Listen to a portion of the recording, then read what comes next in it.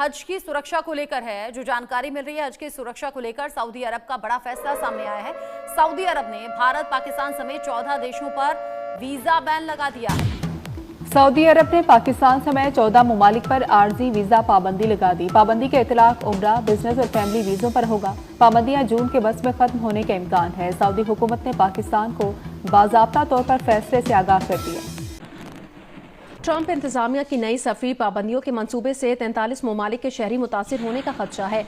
अमरीकी अखबार में शाया होने वाली रिपोर्ट के मुताबिक सिफारती और सिक्योरिटी क्यों पाकिस्तान के ऊपर ये वीज़ा बैन किए गए हैं? जिधर पाकिस्तानी जाते हैं ऐसी तारीख लिखते हैं कि दुनिया हमें वीजे देने ही नहीं पसंद करती। यूरोप, अमेरिका, वेस्टर्न दुनिया में जाना तो बहुत ही मुश्किल है। अभी सऊदी अरब ने भी वीजे बैन कर दी। ईद तो गुजर गई, इसके बाद बड़ी ईद है, फिर उसके बाद हज है। तो उन्हें पता जो पाकिस्तानी अवाम आती है वहाँ आके भीख मांगती है। ये भी एक रीजन है। यहाँ पे आके कोई कंट्रीब्यूट नहीं कर रही, क्योंकि बाहर के ममालिक आपको वीजे तब फराहम करते हैं जब आप कुछ कंट्रीब्यूट करो।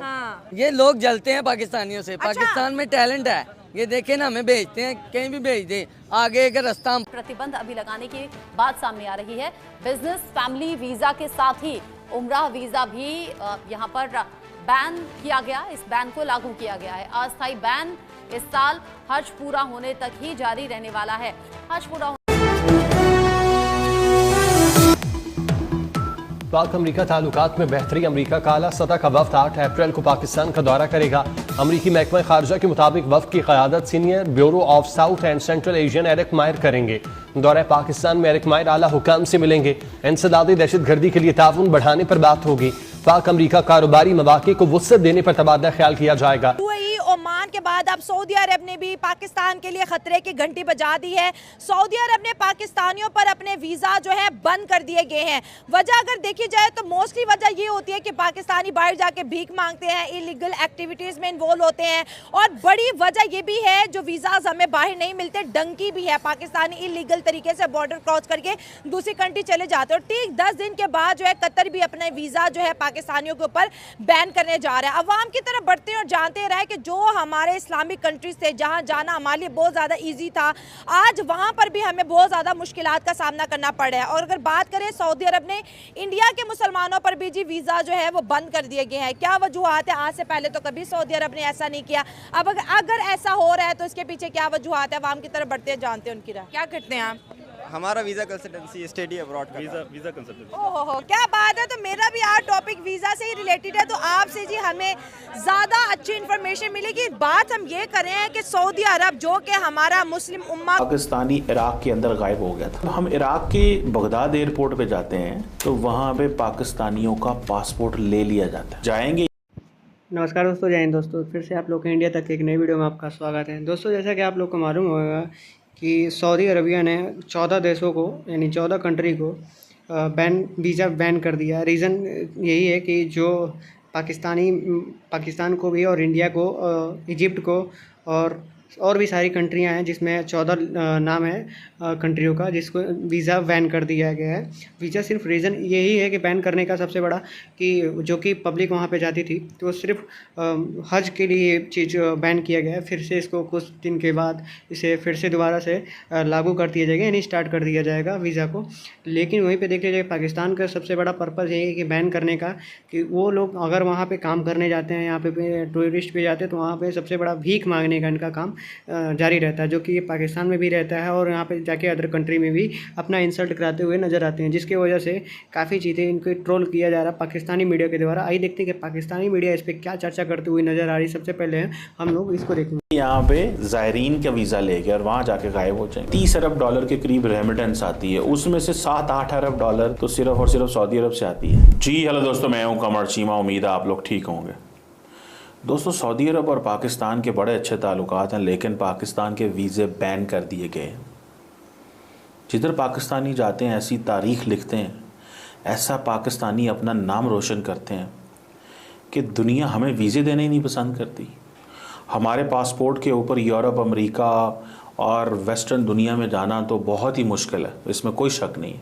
एक मुश्किल काम है, अपहिल टास्क, परेशानी, प्रॉब्लम।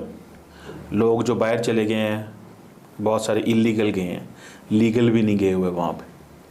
और अगर आप वीज़ा लेने किसी मगरबी मुल्क के जाएं तो आपको वीज़ा भी नहीं मिलता। और अभी सऊदी अरब ने भी वीज़े बैन कर दिए। मैं और अमीर हुसैन इस पर आज बात करना चाह रहे थे कि ये क्या चल क्या रहा है। चीमा साहब, सबसे पहले तो आप ये बताएं कि सऊदी अरब माना जाता है कि पाकिस्तान के साथ बड़े अच्छे ताल्लुकात हैं, हम ब्रदर कंट्रीज़ हैं और बड़ा गहरा रिश्ता भी रहा है पाकिस्तान सऊदी अरब का, तो क्यों पाकिस्तान के ऊपर ये वीज़ाज बैन किए गए हैं? देखें अमीर हुसैन, बड़ी सीधी सी बात है यार, 2-3 चीज़ें समझने वाली हैं। वीज़ा क्यों बैन किया जाता है?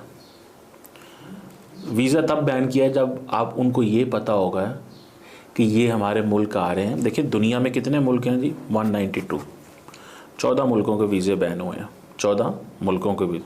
पाकिस्तान का क्यों बैन हुआ? बिल्कुल, उनको ये पता है कि ये यहाँ पे जब आ रहे हैं तो ये शायद कोई कंट्रीब्यूट नहीं करेंगे। क्या नहीं करेंगे? कंट्रीब्यूट नहीं करेंगे। इन्होंने, अच्छा हमारी मज़े की बात देखें, हमारे लोगों ने जब वहाँ जाना है होटलों में रहना है, होटलों में रहना है, पैसा लगाना है। सऊदी एयरलाइन आएगी या मुझे तो ये भी पता चला है कि सऊदी अरब से जो एयरलाइंस आती हैं वो बड़ी हल्की। तो दोस्तों अभी आप लोगों ने देखा ही होगा कि जो पाकिस्तानी मीडिया है यही चर्चा करते हुए नज़र आ रही है कि जो 14 कंट्री यानी 14 कंट्री है जिसमें क्या बोलते हैं, जिसे वीज़ा बैन किया गया हज के लिए, वो उसमें भी भारत भी शामिल है। भारत के लिए शामिल होने का सबसे बड़ा रीज़न यही है कि कुछ मतलब यहाँ से वर्कर जाते हैं और जो कि उनको अभी तक के वहीं पे हैं, वर्क कर रहे हैं अभी, जिसकी वजह से अभी वीज़ा बैन सिर्फ हज के लिए हुआ, ना कि इंडिया के लिए तो बैन भी हुआ है। ऐसा नहीं कि इंडिया के लिए नहीं बैन हुआ है और पाकिस्तान के लिए सिर्फ बैन हुआ, नहीं, 14 कंट्री, जिसमें 14 कंट्रियों को बैन कर दिया गया है। तो सबसे बड़ी यही है कि अपडेट निकल के आ रही है कि जो पाकिस्तानी मीडिया यही है खुशी मना रही है कि अगर साथ साथ में हम बैन हैं तो वहाँ पे इंडिया भी बैन है, जिसे सुन के उनको खुशी और मतलब दुख की नाराज़गी नहीं आ रही है, लेकिन खुशी है कि साथ साथ में इंडिया भी कम से कम बैन हुआ है उसका वीज़ा। तो कहीं ये चीज़ हज में सबसे बड़ा रीज़न ये है कि बहुत सारे हज में हर जगह के लोग आते जाते थे, जिसकी वजह से वहाँ पे कुछ तकलीफ़ों को फेस करना पड़ा है वहाँ के मतलब जो भी हैं वहाँ के मतलब कि सऊदी अरब के जो चीफ गेस्ट कह रहा हूँ, मतलब प्राइम मिनिस्टर हैं जो भी हैं, वहाँ पे यही चीज़ देख के बहुत सारे नियम रूल लागू करके उन्होंने इस चीज़ को नया पॉलिसी लाके बैन कर दिया गया है। और वहीं पे बात कर लिया जाए कि जो अभी क्या बोलते हैं यूएस ने भी कुछ बैन किया है, क्या बोलते हैं जो स्टूडेंट थे वहाँ के वीज़ा को भी बैन कर दिया है, ताकि अदर कंट्री के भी आके बच्चे जो पढ़ते थे उनके लिए सबसे बड़ा इस चीज़ को मतलब इस चीज़ को फेस करना पड़ रहा है प्रॉब्लम को। तो ये कहीं ना कहीं इन चीज़ों के लिए मतलब सऊदी अरेबिया ने ये सब सारे सोच कर अपनी हज यात्रा, यानी जो भी यहाँ पे हज करने जाते थे लोग, उनको लिए सबसे ज़्यादा इसी बात पे स्टे लगा दिया है कि आप वीज़ा लेंगे तब भी नहीं आ पाएंगे। तो इसीलिए ये सारी चीज़ें बैन कर दी। उम्मीद करता हूँ वीडियो अच्छी लगी प्लीज़ लाइक एंड सब्सक्राइब जरूर कर दीजिएगा। फिर मिलते हैं कोई नेक्स्ट वीडियो में, तब तक के लिए जय हिंद, वंदे मातरम, धन्यवाद।